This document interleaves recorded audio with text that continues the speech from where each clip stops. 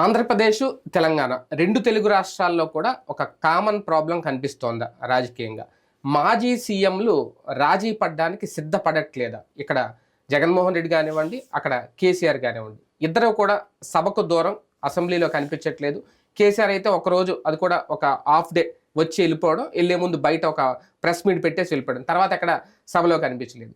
ఇక జగన్మోహన్ రెడ్డి గారు అయితే కంప్లీట్గా సభకు దూరం అయిపోయారు, కనిపించలేదు. పైగా అదే సమయంలో ఢిల్లీలో ఏదో ఒక యాజిటేషన్ చేసుకున్నారు, వచ్చేసారు తప్ప సభలో ప్రజా సమస్యల మీద చర్చించే హోదాలో ఉండి ఒక రకంగా 11 సీట్లు సంపాదించిన ఆటోమేటిక్గా ప్రతిపక్షం అంటే వైఎస్ఆర్ సిపిఏ కాబట్టి ప్రజల తరపున మాట్లాడాలి. కానీ ప్రతిపక్ష హోదా కోసం పోరాటం చేస్తూ అవసరమైతే కోర్టుకు వెళ్తున్నారు తప్ప సభలో మాత్రం అడుగు పెట్టని పరిస్థితి. 2 రాష్ట్రాల్లో కూడా ఇదే కనిపిస్తుంది ఒక కామన్ ప్రాబ్లంగా. రాజీ పడలేకపోతున్నారా? మొన్నటి వరకు అధికార దర్పం ప్రదర్శించి ఇప్పుడు దాన్ని అవమానంగా ఫీల్ అవుతున్నారా? ఇదే అంశం మీద చర్చించే ప్రయత్నం చేద్దాం. తెలుగు రాష్ట్రాల్లో ఒకేసారి ఇద్దరికే ఒకప్పుడు, ఎందుకంటే ఆయన ప్రమాణ స్వీకారానికి కూడా ఈయన వచ్చారు, తర్వాత ఈయన పరామర్శించారు. ఇద్దరు క్లోజ్గానే ఉన్నారు. పెద్దగా రాష్ట్రాలు వేరైనా సరే శత్రుత్వం ఎక్కడ కనిపించలేదు. మొన్న ఆయన 10 ఏళ్ళు ఉన్నా, ఈయన 5 ఏళ్ళు. కానీ ఇప్పుడు ఇద్దరు కూడా సేమ్ అదే థాట్లో ఉన్నారా? ఒక అవమానంగా ఫీల్ అవుతున్నారు. ఇద్దరు సభకు దూరం అవడం కామన్ ప్రాబ్లం అయిపోయిందా తెలుగు రాష్ట్రాలకి? ఇద్దరు ప్రజాస్వామ్య విరుద్ధంగా ప్రవర్తిస్తున్నారు. ఇద్దరు నాయకులు కూడా.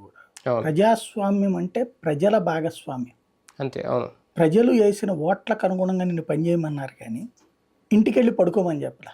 ఆయన ఫామ్ హౌస్లో, ఈయన తాడేపల్లి ఇంట్లో పడుకోమని చెప్పలా, లేదా ఇంటి దగ్గరకు వచ్చిన వాళ్ళని పలకరించమని చెప్పలా. ఆయన అయితే అది కూడా చేయడం అనుకోండి, దొరకడు ఆయన.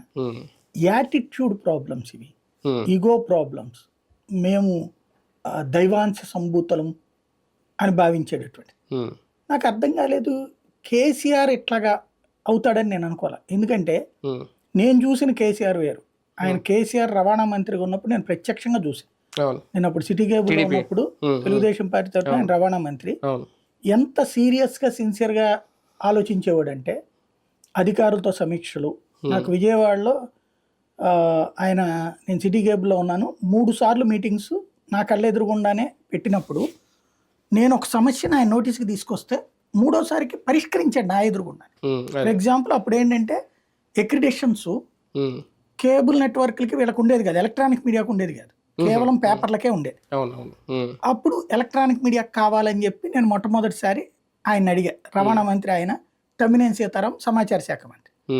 ఇద్దరిని అడిగాను నేను. అడిగితే కేబుల్ అండి మేము సిటీ కేబుల్ న్యూస్ వాళ్ళు ఇది అంటే, నెక్స్ట్ మేము ఇద్దరం కూర్చుంటాం, ఒకసారి ఈయన వచ్చినప్పుడు అడిగా, ఒకసారి ఆయన వచ్చినప్పుడు అడిగా. వీళ్ళిద్దరూ తర్వాత ఏం చెప్పారు, మేమిద్దరం వచ్చే నెలలో మీటింగ్ ఉంది ఇక్కడే, అప్పుడు మనం మాట్లాడదాం దీని మీద అన్నారు.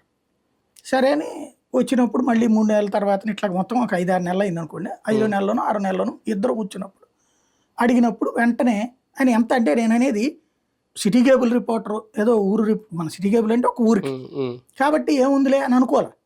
వెంటనే ఆ ఏరియాకి సంబంధించినటువంటి టోటల్ ఎండీని పిలిపించారు. పిలిపించి ఏమండి ఇట్లాగా శాటిలైట్ మన ఎలక్ట్రానిక్ మీడియాకి ఎందుకు ఎక్రిడేషన్ ఇవ్వట్లేదు అని అడిగారు. అడిగితే మనకి రూల్స్ ఉందండి అన్నాడు. అవి పట్టరండి అన్నారు. ఇక్కడ లేవు సార్, హైదరాబాద్లో ఉన్నాయి అన్నారు. సరే తెప్పించండి అన్నారు. నెక్స్ట్ ట్రిప్ మీటింగ్లో అంటే మళ్ళీ 2వసారి మీటింగ్ అప్పుడు మళ్ళీ జరిగింది. అప్పుడు కూడా ఆయన తేలా కావాలని ఆయనకి కోపం వచ్చింది. ఫ్యాక్స్ చేయమనండి, మీరు దారు ఫ్యాక్స్ చేయమనండి అన్నారు. ఫ్యాక్స్లో మధ్యాహ్నానికి వచ్చి మధ్యాహ్నం కూర్చుందాం అయ్యా అన్నారు. మధ్యాహ్నం కూర్చున్నాం, నేను కూడా వెళ్ళాను. అంటే ఆయన ఎంత రివ్యూ చేశారు అంటే, దాంట్లో ఉన్న ఫస్ట్ పాయింట్, ఎలక్ట్రానిక్ మీడియా అనేటటువంటిది కమర్షియల్, డబ్బులు వసూలు చేస్తుంది కాబట్టి దానికి ఎక్రిడిషన్ అనర్హత అని ఉంది జీవోలో. జీవో ఇచ్చారనమాట. అంటే నేను అన్నంటే పేపర్ ఏమన్నా ఫ్రీగా వేస్తున్నారా సార్, వాళ్ళు కూడా డబ్బులే తీసుకుంటారు కదా, కరెక్టే కదా, ఆ పాయింట్ తీసేయండి అన్నారు. నెంబర్ 2, ఇది ఎంటర్టైన్మెంట్ వేస్తారు, సినిమాలు ఇవి ఉంటాయి అన్నారు. మరి దాంట్లో కూడా ఎంటర్టైన్మెంట్ ఉంటుంది కదా సార్, చిత్ర పేజీ ఉంటుంది, ఆదివారం పుస్తకాలన్నీ ఉంటాయి, మరి అవన్నీ ఏంటి అన్న. న్యూస్తో పాటు అది కూడా ఉంటుంది, ఏంటి అందులో తేడా, కరెక్టే కదా, ఆ పాయింట్ తీసేయండి. ఈ రెండిటికి సమాధానం ఇతను కరెక్ట్గా అని చెప్పాడు. 3వ పాయింట్ ఏంటి అంటే, రోజుకి అదే వీళ్ళు ఒకసారి బులెటిన్ ఇస్తారు, ఒక బులెటినే ఇస్తారంటే, లేదు సార్ మేము 2 బులెటిన్లు ఇస్తాం, పొద్దున 1 అరగంట, సాయంత్రం 1 అరగంట. రెండోది పేపర్ ఒకసారే కదా సార్ వేసేది మరి, ఈ రోజుకి అంతగా 2 సార్లు 2 కోట్లు లేదు రావాలి. కదా. రెండోది నేను ఒక వివరం చెప్పా. ఉమ్, ఇప్పుడు అప్పటికేంటి ఒక్క సిటీ కేబుల్, ఇంకా వేరే కేబుల్ నెట్వర్క్లు కూడా లేవు ఉమ్, సార్. ఒక పేపర్కి టోటల్గా విజయవాడ మొత్తం కలిపితే అన్ని పేపర్లు కలిపి 50,000 సర్క్యులేషన్ సార్. ఉమ్, ఈ ప్రజాశక్తి, విశాలాంధ్ర, ఉమ్, స్వర్ణాంధ్ర అన్ని కలిపితే పెన్షన్ వ్యాపారం. 50,000 సర్క్యులేషన్ సార్. ఉమ్, మా కేబుల్ నెట్వర్క్ వచ్చి 150,000 కనెక్షన్లు. ఉమ్, 150,000 కనెక్షన్లలో ఉన్నటువంటి వాళ్ళందరూ కంపల్సరీగా ఫాలో అవుతారు న్యూస్. ఉమ్, ఇంటికి ఒకళ్ళనే తీసుకోండి పోయి, అది అంతే. మామూలుగా అయితే 2 లెక్కేసుకోవాలి, ఉమ్, ఒక్కళ్ళనే తీసుకోండి. 150,000 మంది చూస్తారు నా బులెటిన్. ఉమ్, ఈ 50,000 మందిలో ఈనాడు చదివాడు, జ్యోతి చదివాడు, ఉదయం చదివాడు ఇట్లా ఉంటది అవును కదా. అవును. ఉమ్, మరి ఆ లెక్కను చూస్తే దాంట్లో వచ్చేటటువంటి దానికంటే నాది కనెక్టివిటీ ఎక్కువ కదా. ఎక్కువ కదా. ఉమ్, ఇంకోటి నేను వాయిస్ తో సహా ఇస్తా, సాక్ష్యంతో సహా. ఉమ్, ఎట్లాగన్నా ఇది కరెక్ట్, ఇవన్నీ పాయింట్స్ పెట్టేసేసి మినిట్స్ లో రాసేసి ఎక్రిడిషన్స్ ఇచ్చేయన్నాడు. ఉమ్, నెక్స్ట్ ఎక్రిడిషన్స్ వచ్చేసింది అది. Electronic media. ఉమ్, అది అంత డీటెయిల్డ్ గా కూర్చునే సమస్యను పరిష్కరించే మనిషి, ఇమీడియట్ యాక్షన్. Immediate action. ఉమ్, అట్లాంటి మనిషి అదేందో ఎవరిని కలవకపోవడం ఏంటో, పాలిటిక్స్ గురించి అంటే నాకు అధికారం ఉంటేనే నేను కలుస్తానంటాం ఏంటో, ఇంకోటి ఎవరన్నా పార్టీలోకి వచ్చినా వాళ్ళందరినీ ఆ రోజున కలుస్తాడు మళ్ళీ పట్టించుకోకపోవడం ఏంటో, అదేం యాటిట్యూడో నాకు అంటే అర్థం ఒకటి ఇద్దరికి కంపేర్ చేసినప్పుడు నేను జగన్మోహన్ రెడ్డి గారికి ఈయన కంపేర్ చేసి ఈయనకి ఒక 11 సీట్లు వచ్చినాయి, ఆయనకు 39 సీట్ల దాకా వచ్చినాయి. కాకపోతే అధికారం కోల్పోవడం అనేది ఆయన పెద్ద అవమానంగా భావిస్తున్నారు. ఈయన తక్కువ సీట్లు రావడం ఈయన అనుమానంగా భావిస్తున్నారు తర్వాత మాట. కానీ ఆయన ఓన్లీ ఇంకా నేను 10 ఏళ్ళు ఆయన అధికారులు ఉండి ఒక్కసారి కోల్పోయేసరికి ఇంకా ఆ సభను చూడలేకపోతున్నారు. అదే అనేది ఆ ఇగోనే ఉండకూడదు అంటున్నా. నువ్వు పోనీ అంతకు ముందు ఏమన్నా కంటిన్యూగా అధికారంలోనే ఉన్నాడా? ఉమ్, లేదు కదా. అవును అవును. ఒక సామాన్య కార్యకర్త నుంచి అంటే నాయకుడు రాష్ట్రం చేసి ఏర్పడ్డాక మంత్రి అయ్యాడు, మంత్రి కూడా చేశాడు. అవును, చేశాడు. ఆ తర్వాత డిప్యూటీ స్పీకర్ ఇచ్చారు, మంత్రి ఇవ్వలేదన్న కోపంతోనే కదా తెలంగాణ రాష్ట్ర సమితి అనేది పెట్టింది, అవును నడిచింది, అంత అయ్యింది. అవును. 2 సార్లు అధికారం ఇచ్చారు రాష్ట్ర విభజన తర్వాత, హ్యాపీ. ఇప్పుడు ప్రతిపక్షం ఇచ్చారు, నిలబడు, మాట్లాడు, ఉమ్, ఉమ్, ప్రతి అంశం మీద నీకు అవగాహన ఉంది, ఉమ్, ఉందాగా మాట్లాడు, సమాధానం చెప్పు. ఉమ్, అంత నెగ్లిజెన్స్ ఏంటి ఉమ్, అంటే మిగతా వాళ్ళందరూ బచ్చాలన్నటువంటి తరహా మనస్తత్వం కరెక్ట్ కాదు. అది అదే అవును. యాటిట్యూడ్ అది. ఉమ్, ఉమ్. అంటే రేవంత్ రెడ్డిని ఢీ కొట్టలేక సభకి రాలేకపోతున్నారా అనేది మరొక కాన్సెప్ట్. అంత సీన్ ఏమి ఉండదు, కానీ అక్కడ వచ్చి మాట్లాడగలిగితే రేవంత్ రెడ్డికి దెబ్బ అవుతుంది. కాకపోతే మేబీ నేను అనుకోవడం 2 కోణాలు అనుకుంటున్నా. ఒకటి, ఇంకా సైకలాజికల్గా జీర్ణించుకోలేకపోవడం. లాస్ట్ 1 year 2 years ఏమన్నా వస్తే సరిపోతుందిలే, ఈలోపు ఇట్లా మధ్య మధ్యలో వచ్చి హాయ్ చెప్పి వెళ్ళటం. అంటే ఒకటి అక్కడికి ఇక్కడికి ఒక తేడా ఏంటంటే, వాళ్ళు కేసీఆర్ రాకపోయినా కేసీఆర్ కంటే బాగా మాట్లాడగలిగిన వాళ్ళు ఉన్నారు అక్కడ. అదే కేటీఆర్, హరీష్ రావు, జగదీశ్వర్ రెడ్డి, సబితేంద్రారెడ్డి, ఎవరు తక్కువ మంచి మంచి సబ్జెక్ట్ ఉన్న వాళ్ళు. కాబట్టి అక్కడ ప్రాబ్లం లేదు. అందువలన ఈయన వచ్చినా రాకపోయినా నడుస్తుంది. ఆయన వచ్చి కూర్చోవడానికి ఒళ్ళు బద్ధకం వేస్తుందో, వయసు పరమైనటువంటి సమస్య పడుతున్నాడు. బీఆర్ఎస్ ముందు, కేసీఆర్ ముందు మరో సమస్య. ఇప్పటికే 9 మంది ఎమ్మెల్యేలు కాంగ్రెస్కి వెళ్ళిపోవడం, ఒక ఆయన వెనక్కి వచ్చినట్టున్నారు కదా. మళ్ళీ మరొక 10 మంది కనుక వెళ్ళిపోతే ప్రతిపక్ష హోదా కూడా కోల్పోతుంది బీఆర్ఎస్. ఆ ప్రయత్నం కూడా కాంగ్రెస్ చేస్తోంది అనేది కాంగ్రెస్ నిజంగా అదే జరిగితే. ఇంతకుముందు ప్రతిపక్ష హోదా అని కాంగ్రెస్ కి తీసేశారు. బట్టి విక్రమార్క ప్రతిపక్ష నాయకుడు ఉన్నప్పుడే సబితేంద్రారెడ్డి ఈ టీం వెళ్ళి బీఆర్ఎస్ లో చేరడం వల్ల తూతాడు చీలిపోయి ఈయన ప్రతిపక్ష హోదా పోయింది. చివరికి ప్రతిపక్షం అంటే ఎవరంటే ఓవైసీ అయ్యాడు. 8 సీట్లు ఉన్నటువంటి అట్లాగే తీసుకొచ్చారు. అక్కడ ఎన్ని 117 కదా. మామూలుగా అయితే ప్రతిపక్ష హోదా 11 అంటే 12 రావాలి. 12 లేదు, ప్రతిపక్ష హోదా కూడా లేదు. 7కో 8కో పడిపోయింది. అప్పుడు 21 రావాల్సిన దాన్ని 21 గెలిస్తే చివరికి 6 దగ్గరకో 7కో తెచ్చేసారు దాన్ని. అట్లాంటి స్టేజ్ తెచ్చారు. ఇప్పుడు అలా తేవాలని ఇతని ప్రయత్నం కూడా. అయితే నిన్న వెనక్కి వెళ్ళిన ఎమ్మెల్యే మళ్ళీ వెనక్కి వచ్చేసాడు. 9 మంది లేరు, మిగతాది ఇంకో 10 మందిది చేస్తున్నారు. అయితే ఏంటంటే ఆశ ఎక్కువ ఉంటది, అది తీరుస్తారా లేదా అన్న దాని మీద డిపెండ్ అయి ఉంటది. అంటే దాని వల్ల కూడా ఈయన దూరంగా ఉంటున్నారా? ప్రతిపక్ష హోదా కూడా కోల్పోతామేమో, అసెంబ్లీకి వెళ్ళడం వేస్ట్ అని. అదయ్యేదాకా వెళ్ళాలి కదా ఈయన కనుక ప్రతిపక్ష హోదాని మెయింటైన్ చేస్తే వాళ్ళు పోరు. ఈయన పట్టించుకోకపోతే వాళ్ళు వెళ్ళిపోతారు. ఈయన లైట్ గా తీసుకుని ఇంట్లో కూర్చుంటే తర్వాత పార్టీ ఉంటుందా లేదా. మెయిన్ మొన్న పార్లమెంట్ లో దెబ్బతినడంతో దెబ్బైంది. పార్లమెంట్ పరంగా చూస్తే బీఆర్ఎస్ కి అంటే వైఎస్ఆర్సీపీ బెనిఫిట్ ఎక్కువ. 4 సీట్లు అన్న వచ్చినాయి. బీఆర్ఎస్ 0 కావడంతో ఇప్పుడున్న రాజ్యసభ సభ్యులు కూడా రేపు మాప అయిపోద్ది. వాట్ నెక్స్ట్ అంటే రేపు పొద్దున్న రాజ్యసభ లోక్సభలో 0, జాతీయ రాజకీయాల్లో 0. అక్కడ సఫర్ అవుతున్నాడు అనుకుంటున్నా. రెండవది కవిత జైలుకి వెళ్ళినప్పటి నుంచి సైకలాజికల్ గా బాగా దెబ్బతిన్నాడు అనుకుంటున్నా. ఎందుకంటే తండ్రికి సాధారణంగా కూతురు మీద ప్రేమ ఎక్కువ ఉంటది. మాజీ సీఎం అయ్యి కూడా ఏం చేయలేకపోతారు. పార్టీ అధినేత మౌనంగా ఉండడం కూడా క్యాడర్నో లేదంటే ఎమ్మెల్యేలను వీక్ చేస్తుందా? ఇప్పుడు అక్కడ బీఆర్ఎస్ ఆ పరిస్థితి ఎదుర్కొంటుందా? ఖచ్చితంగా. అంటే ప్రస్తుతం దాన్ని కవర్ చేసుకొస్తున్నారు వీళ్ళు, కేటీఆర్, హరీష్ రావు వీళ్ళ మాటలతో సబ్జెక్ట్ ఉన్నోళ్ళు కాబట్టి. కానీ ఫ్యూచర్ ఉందా లేదా అన్నది కార్యకర్త చూసుకుంటాడు. అంటే ఎమ్మెల్యేలు కూడా తమ భవిష్యత్తుకు భయపడే బీఆర్ఎస్ లో ఉంటే మాకు రాజకీయ భవిష్యత్తు ఉండదని కాంగ్రెస్ ని ఆశ్రయిస్తున్నారు. నేను అనేది అదే, ప్రస్తుతం కాదు, అంతకుముందు ఎందుకు పోయారు? తెలంగాణ, ఆంధ్రాల్లో 2014 తర్వాత పట్టిన దరిద్రం ఏంటంటే, 2014 అనకూడదేమో, 2004 నుంచినే వచ్చింది అనుకుంటా. అధికారంలో ఉన్నటువంటి పార్టీలో ఉంటేనే, అంటే సంక్షేమాలు లేకముందు ఏంటంటే రొటీన్ యాక్టివిటీ కాబట్టి ఎమ్మెల్యేలు అటో ఇటో ఉన్నా పర్లేదు.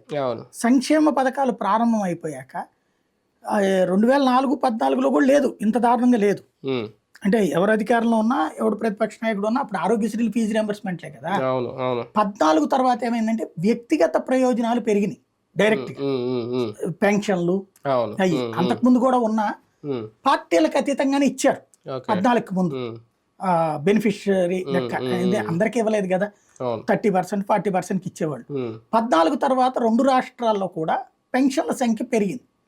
ఈ పెన్షన్ల సంఖ్య పెరగడం ప్రారంభించిన తర్వాత ప్రజలకి ప్రయోజనాలు నేరుగా అందించేటటువంటి క్రమంలో వీళ్ళు అక్కడ ఏం చేసుకొచ్చారు, నీకు నీ ఏరియాలో పెన్షన్ ఇవ్వం, అక్కడున్న ఎమ్మెల్యేకి బదులుగా ఓడిపోయిన వాడికి ఇవ్వడం బిగిన్ చేశారు. ఇదే కల్చర్ ఇప్పుడు కాంగ్రెస్ కూడా చేస్తుంది. ఇక్కడ వాళ్ళకి ఎవరికి ఏదో రేవంత్ మీద ప్రేమతో రావడమో, కాంగ్రెస్ మీద ప్రేమతో రావడమో, లేకపోతే కేసీఆర్ మీద వ్యతిరేకతతో రావడమో కాదు. అక్కడ ఉన్న సంక్షేమ పథకాలు తన నియోజకవర్గంలో పని జరిగిపోద్ది, తను కాదు. అది ఒక రేపొద్దున రోడ్డు మీదకి వెళ్ళి ఏం చెప్పుకోవాలి అతను? ఈ సమస్య అన్నటువంటి దాని కారణంగా ఎవడు అధికారంలో ఉంటే వాడికి వెళ్ళిపోదాం అనేటువంటి రూట్కి వచ్చేసింది. అది నీవు నేర్పిన విద్య నిర్జాక్ష అని ఆ దరిద్రాన్ని స్టార్ట్ చేసింది కేసీఆర్. అది తప్పని వాదించి అధికారంలోకి వచ్చి కొనసాగిస్తోంది వీళ్ళు. ఆంధ్రప్రదేశ్ విషయానికి వస్తే అంతకన్నా దారుణంగా ఉందా జగన్ పరిస్థితి? ఇక్కడ ప్రతిపక్ష హోదాయే లేకపోవడం, ఒక సాధారణ ఎమ్మెల్యేగా అసెంబ్లీలోకి వెళ్ళి కూర్చోవాలి అంటే ఆయనకి ముఖం చెల్లట్లేదు, ఇంక వెళ్ళే ఉద్దేశం ఆయనకు కనిపించట్లేదు. ఇప్పుడు ఆయనంతటా ఆయన ఆలోచించుకోవాల్సింది ఏంటంటే, సాధారణ ఎమ్మెల్యే ఎట్లా అవుతాడు? Party floor లీడరే. 11 మంది అంటే 11 మందికి నాయకుడేగా.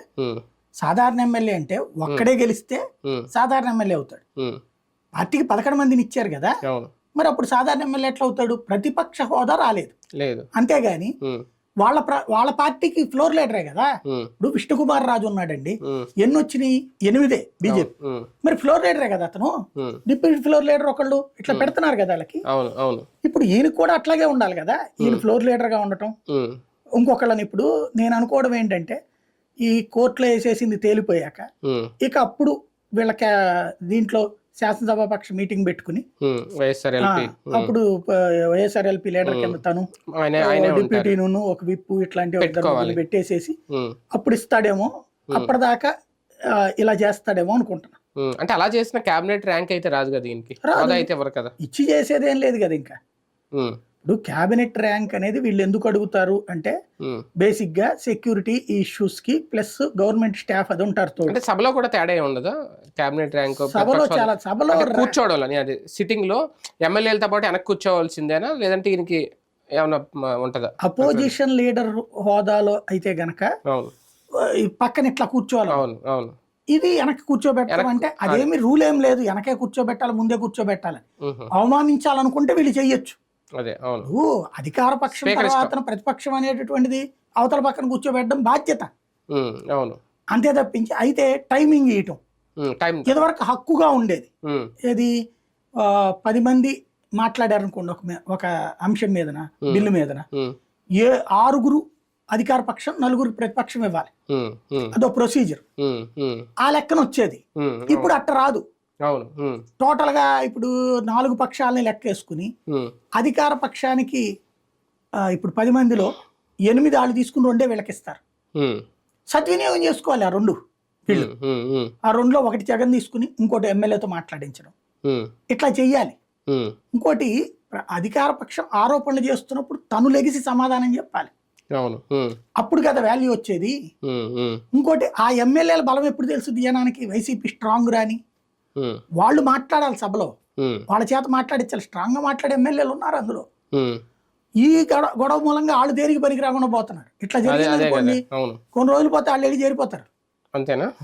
ఇప్పుడు టీఆర్ఎస్ బీఆర్ఎస్ వెళ్ళిపోయినట్టు వాళ్ళు అటు వెళ్ళి చేరిపోతారు. ఇంకా చంద్రబాబు ఓపెన్ చేయలేదు కాబట్టి ఆగుతున్నారు, లేకపోతే వెళ్ళిపోతారు అటుకి. ఇంకా అప్పుడు ఏముంటది, ఇంకా అంతే. అప్పుడు ఈయన ఒకడే కూర్చోవాలి, అప్పుడు షర్మిల గురించి వీళ్ళిద్దరు మాట్లాడుకోవాలి. అసెంబ్లీతో పాటు రాజ్యసభలో కూడా వైసీపీకి జగన్మోహన్ రెడ్డి గారి ముందు మరో సంకటం రాబోతుందా? రాజ్యసభ సభ్యులు కూడా పార్టీలు మారబోతున్నారు, ఆయన కూడా వాళ్ళని కూడా లాగేస్తున్నారనే ప్రయత్నం నడుస్తుంది అనుకుంటున్నా. ఎందుకంటే నిన్న ఒరిస్సాలో బీజేడీకి 9 సీట్లు ఉన్నాయి. ఇప్పుడు బీజేపీకి టోటల్ గా దేశవ్యాప్తంగా చూసుకున్నప్పుడు 100 సీట్లకి కొంచెం 4 తగ్గినాయి. రేపు మాపో వస్తాయి. మహారాష్ట్ర ఇదే కొన్ని 2-3 రాష్ట్రాలకు సంబంధించి ఉన్నాయి, ఖాళీలు ఉన్నాయి. అవి భర్తీ చేస్తే ఒక ఫిబ్రవరి వచ్చే 2 నెలల్లో దానికి 8-9 వస్తాయి. అక్కడితో మళ్ళీ 104 ఏమో వస్తుంది. కానీ హాఫ్ ఆఫ్ మెజార్టీ అన్నటువంటి దానికి వాళ్ళతో కూడా కలిపి వస్తుంది. ఎవరితో ఎన్డీఏగా వస్తుంది హాఫ్ మెజార్టీ, ప్లస్ వీళ్ళు నామినేటెడ్ పోస్టులకు అవకాశం ఉంటుంది కదా, ఎంపీలు 7 ఏమో, దాని కింద వస్తుంది. అంతే తప్పించి లేదు. ఇక్కడ పాయింట్ ఏంటంటే వీళ్ళు తీసుకోవాల్సినటువంటి లెక్కలోకి వచ్చేటప్పటికి ఈ ఇప్పుడు వీళ్ళు చేస్తుంది ఏంటంటే ఒరిస్సాలో బీజేడీ ఎంపీలని తాజాగా ఒక ఆవిడ రాజీనామా చేసింది. మామూలుగా అయితే కనుక లాక్కోవడం, మోసము, అనేతికల్ ఇదంతా నడుస్తుంది. బీజేపీ అనుసరిస్తున్న స్ట్రాటజీ ఏంటంటే బీజేపీ ఇప్పుడు అక్కడ గెలిచింది, అధికారంలోకి వచ్చింది. బీజేడీకి సంబంధించిన రాజ్యసభ సభ్యురాలతో రాజీనామా చేయించారు, వెంటనే ఆమోదించేశారు. ఇప్పుడు ఎలక్షన్ జరుగుతుంది. ఎలక్షన్ జరిగినప్పుడు అధికార పక్షానికి వచ్చేస్తుంది సీటు ఒకటే కాబట్టి. రేపు ఇక్కడ కూడా అదే ఆఫర్ పెడుతున్నారట. అప్పుడు వాళ్ళకు బెనిఫిట్ ఏంటి, అధికార పక్షం వైపుకి వచ్చినట్టు ఉంటుంది, పని జరుగుతుంటది. రెండవది వచ్చేటప్పటికి ఏదో 40-60 లక్షలు ఇస్తానంటున్నా, కోట్లు ఇస్తానంటున్నారు, ఏదో రాశారు. అది ఎంతవరకు వాస్తవం తెలియదు. అధికార పక్షం మళ్ళీ ఇంకొక 6 ఏళ్ళు ఉన్నట్టు ఉంటది కదా. ఇందులో అందరూ ఉంటారా లేదా అనేది చూడాలి. అయితే ఎంతమంది లొంగుతారు దీనికి. ఇప్పుడు ఇందులో వైవి సుబ్బారెడ్డి లొంగడు, జీసారెడ్డి ఆయన టర్మ్ తక్కువే ఉంటది వీళ్ళతో పోల్చుకుంటే.